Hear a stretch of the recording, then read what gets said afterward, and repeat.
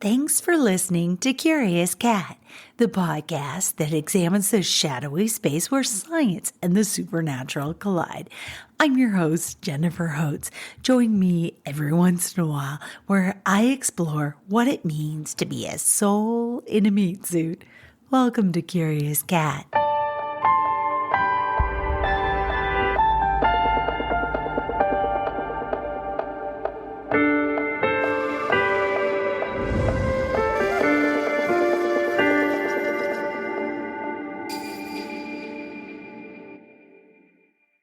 Hey, I'm glad you stopped by. I'm grateful to be here with you. The coyotes in my neck of the woods, they provided the medicine I needed to show up. I promise I'll explain in a bit. 2025 came in like a drunk chaos mage, blowing stuff up left and right, didn't it? That said, I'll share what some say about the year ahead at the end and how this phase requires us to tell the universe if we're in or out on the next bit, how not to get lost in the sauce, and as promised, the medicine of the coyotes. Let's get into it. Okay, first subject, NDEs. All day, baby. This has been a hell of a week of NDEs, near-death experiences. In my tiny circle, there have been 5, and 2 in my way larger circle have checked out, my uncle and a family member's pet. All of them were jarring, and the message I've been receiving is that all of us are in a moment where we are being given opportunities to say whether we are in or out. And the less we state an opinion, the more dramatic the universe's reminders. I'm not saying choose or die. What I'm asking you to do is value yourself and don't underestimate how you are unique, how you're needed and integral to the now and the future. Do not discount yourself. I'm simply asking you to be conscious of being on planet Earth right now because you are exactly what is needed now and in the future. I hope that doing so keeps you from anything dramatic in the coming weeks because I love you. All of my low-key blues that have settled in since the 1st of January, they culminated in the last week, the NDE I had. And looking back today, now that the fog of depression has lifted, it's clear this journey began with a dream. Of course it did, right? Okay, the dream was in December, and I wrote, it was such an interesting dream. I hope to God it is for you guys too. I was in a very posh setting, high ceilings, lush furnishings, and marble floors. There was someone that was not doing well. They were ailing, and I was a certified Reiki healer. The guy was maybe 30 years old. He had blonde hair. His face was never seen to me, but his back was bare as he waited, sitting for the Reiki session. Actually, he was laying down. I felt the top of his spine and knew the trouble was in his head area. I rubbed behind his ears and up and around his scalp. His hair was shaved on one side and it was partway up, and he groaned as the block was released. And he said he'd forgotten how important the scalp and the jawline were to our spiritual connections. And he was almost disappointed with himself when he said that. I assured him all was well, and I noticed the symbols tattooed on his back, specifically one at the top of his spine. It looked Middle Eastern. I thought, is he jinn? And he spoke through my head, no, angel, thank you for your help. So that's when my trouble kind of began. It wasn't really trouble. It was just a journey, right? I would guess that it's a high point to do Reiki on an angel. And I had done that. And now what, right? Now what? What can live up to that? But that was where I was at. It took me to January 10th to be quiet in my head long enough to hear the message of my guides. They said, do it in fun. That was the overt message I was told in my dreams. Then I was given chances during the day to practice, from mundane daily chores to I had a limping dog in Cooper. And I'll be darned if it didn't help every situation feel positive and go faster and smoother to resolution. I wanted to express, and I still do, for a huge gratitude to my guides for giving me that. Do it in fun, which I will. The next day, I decided to do it in fun, and that drove me to decide to do my exercise outdoor. It was a cold, dry, and sunny, perfect day to hike. So I went to Clear Creek and, mesmerized by the waters that were freezing over most of it, I hiked up, up, up. I went 3 miles up and 3 miles down. On the way back to Golden, I met an 89-year-old professor that was hiking also. He was a professor at Mines. He was born in India. He lived in Missouri with his wife for 47 years. As a professor, he traveled the world as a guest lecturer. He'd do it 6 months at a time. He's been to 7 continents, every state in the U.S., and his dear wife passed a year ago.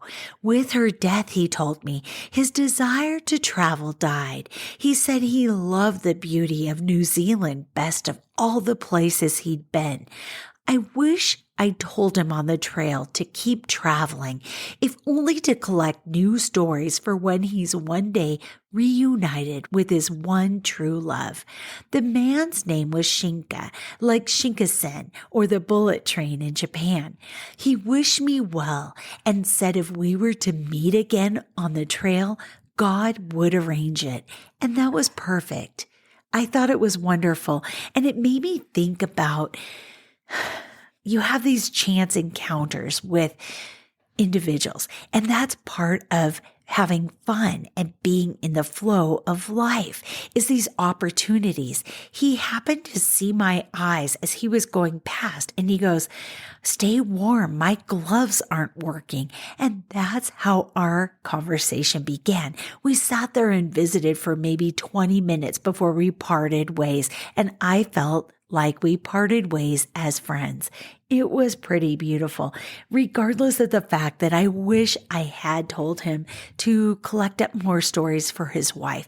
I just felt like, as an engineering professor, he might not be open to hearing about the other side. But you know what? I bet he would have surprised me.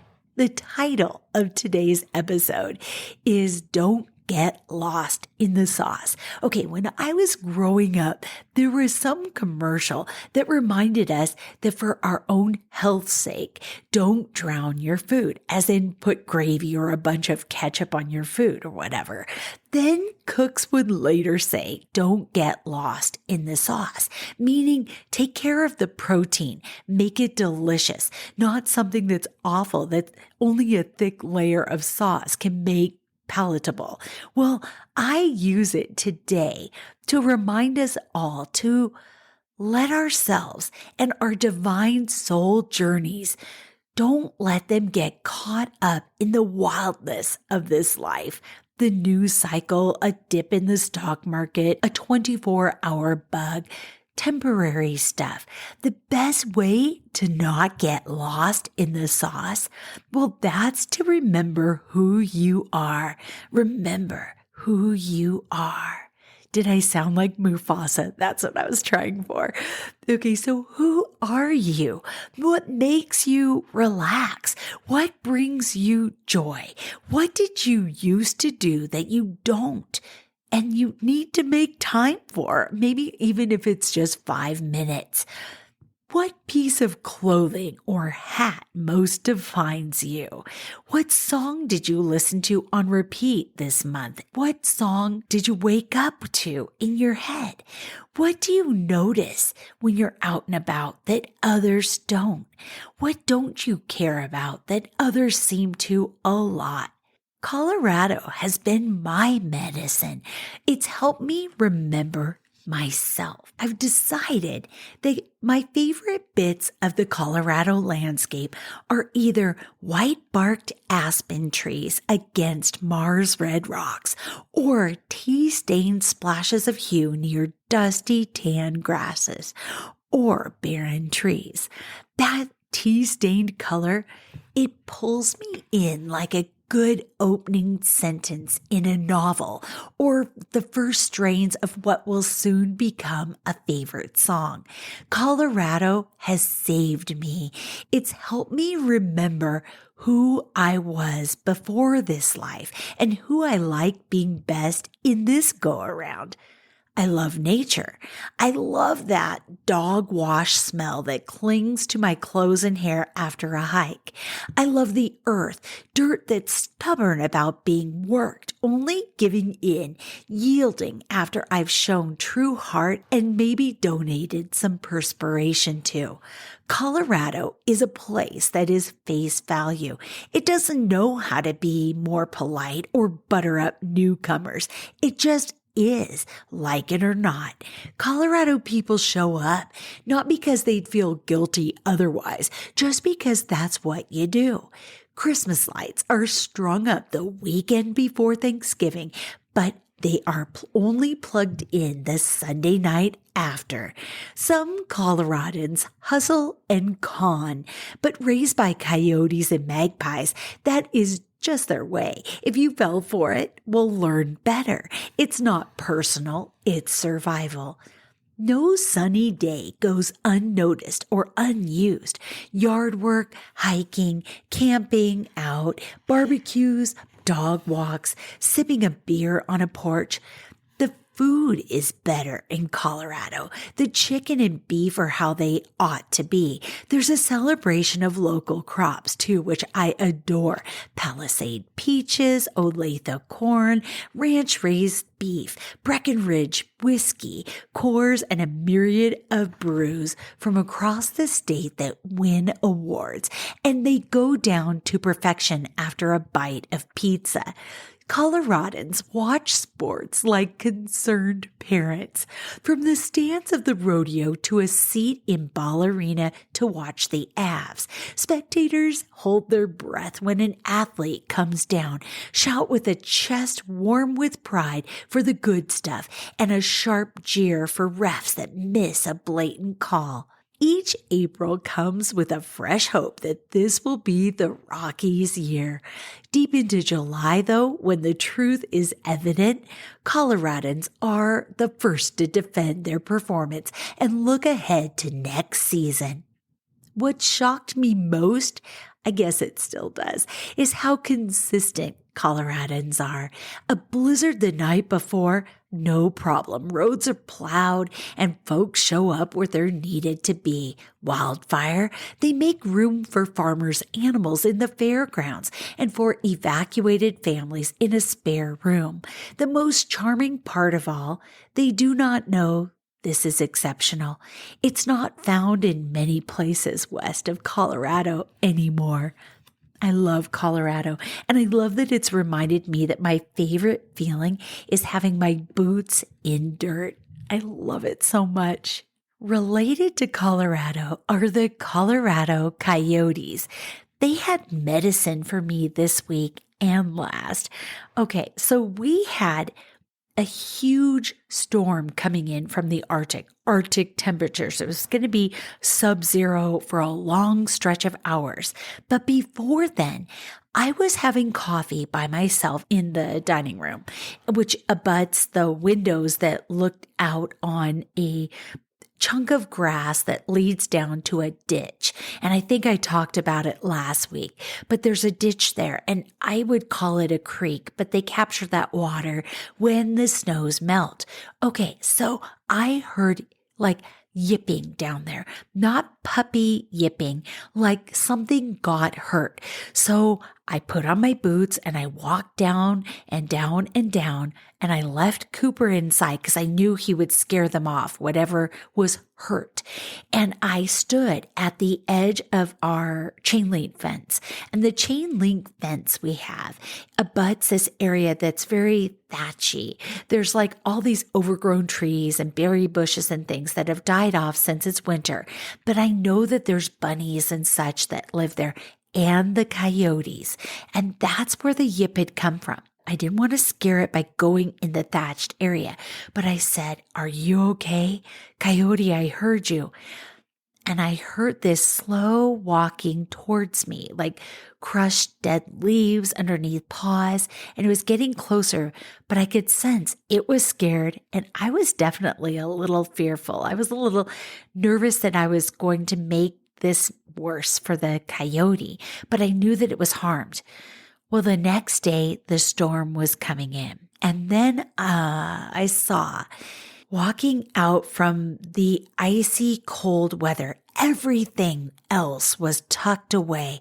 The birds, the owls, the squirrels, the voles, the mice, the other coyotes, the deer even were tucked away.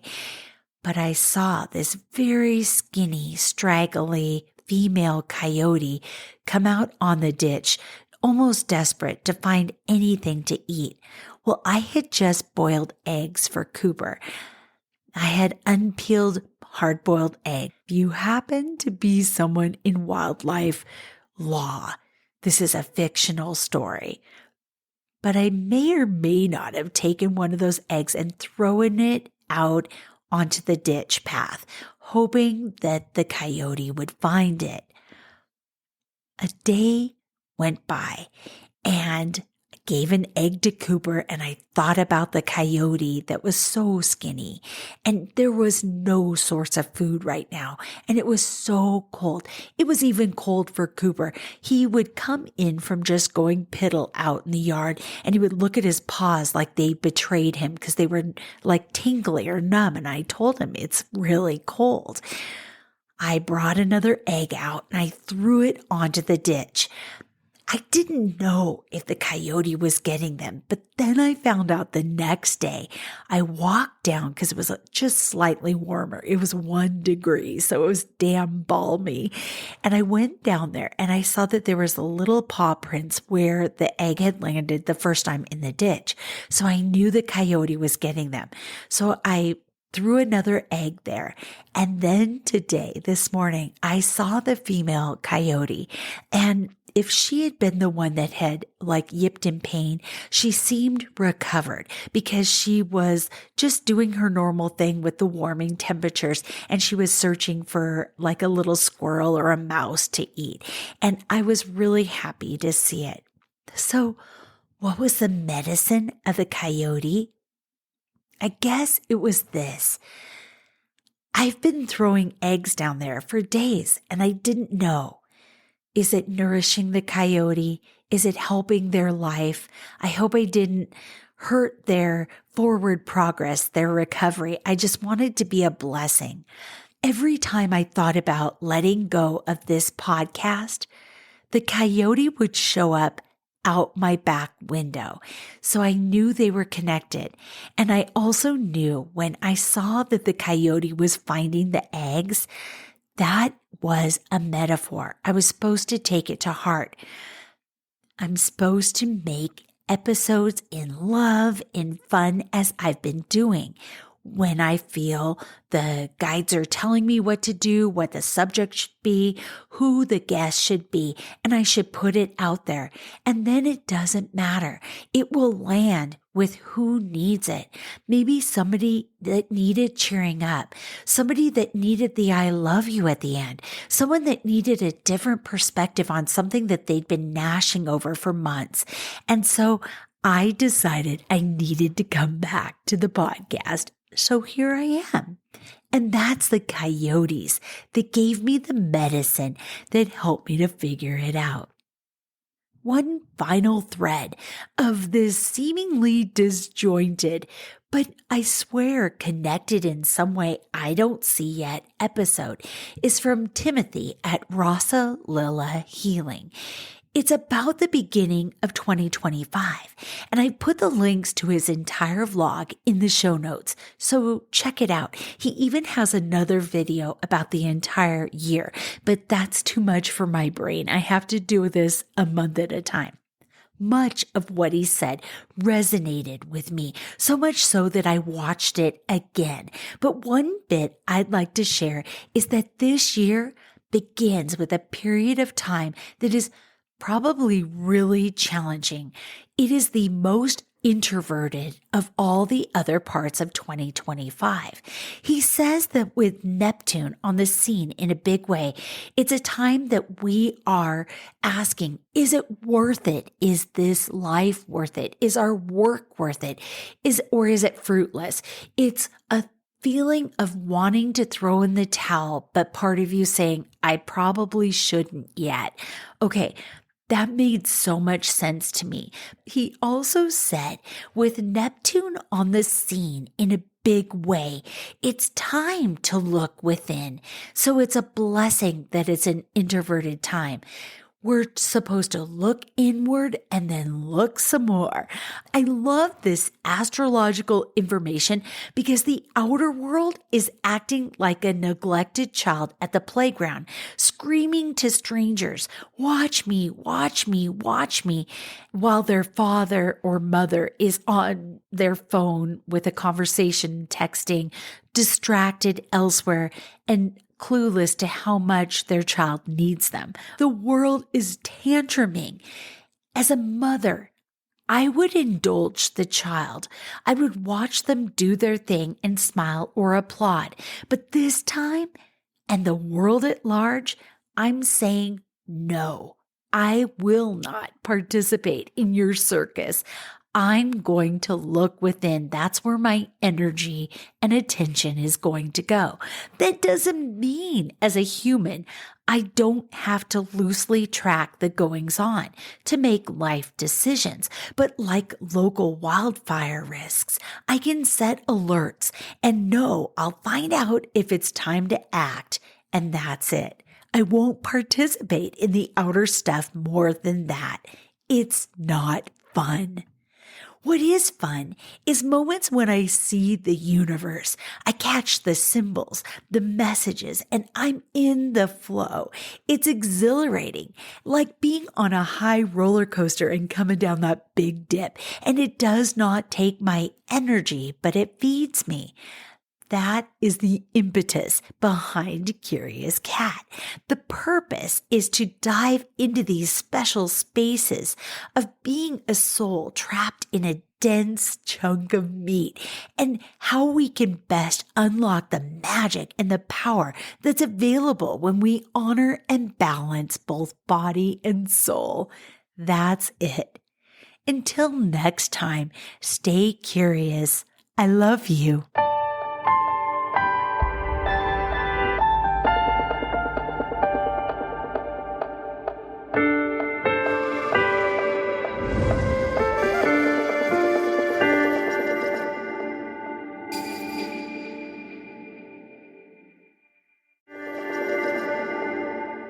Hey, you.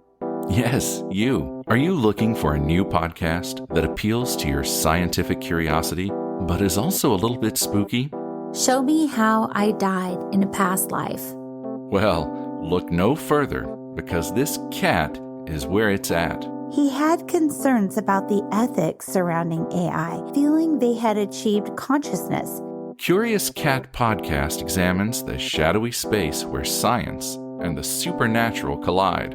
Listen every week with your host, Jennifer Holtz, as she and her guests explore what it means to be a soul in a meat suit.